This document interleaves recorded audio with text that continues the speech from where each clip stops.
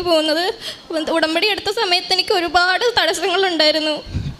ഞാനപ്പോൾ വിചാരിച്ചു, ഉടമ്പടി എടുത്തു കഴിഞ്ഞപ്പോഴാണല്ലോ തടസ്സങ്ങൾ കൂടുന്നത് എന്നൊക്കെ വിചാരിച്ചു. അപ്പം ഞാൻ ഇവിടോട്ട് വിളിച്ചിട്ടുണ്ടായിരുന്നു. അപ്പോൾ ഒരു സിസ്റ്റർ എന്നോട് പറഞ്ഞു, ഏശയ്യ 45-ാം അധ്യായം 3-4 വാക്യങ്ങൾ, ഞാൻ നിനക്ക് മുൻപേ പോയി മലകൾ നിരപ്പാക്കുകയും പിച്ചളവാതിലുകൾ തറക്കുകയും ഇരുമ്പുടമ്പൾ ഒടിക്കുകയും ചെയ്യും.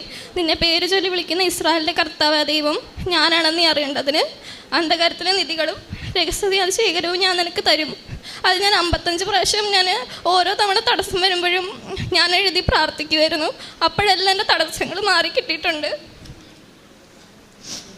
അതുപോലെ തന്നെ എനിക്ക് വിസയൊക്കെ വെക്കാൻ വന്നപ്പോൾ ഒരുപാട് തടസ്സങ്ങളായിരുന്നു. പ്രാർത്ഥിക്കുന്നു, എൻ്റെ തടസ്സങ്ങൾ ഇങ്ങനെ കൂടിക്കൊണ്ടേയിരുന്നു. ഞാനപ്പോൾ ഇവിടെ നിയോഗം വെച്ചതിൽ ഏപ്രിൽ 21 എന്നൊരു തീയതി ഞാൻ ഇട്ടിട്ടുണ്ടായിരുന്നു.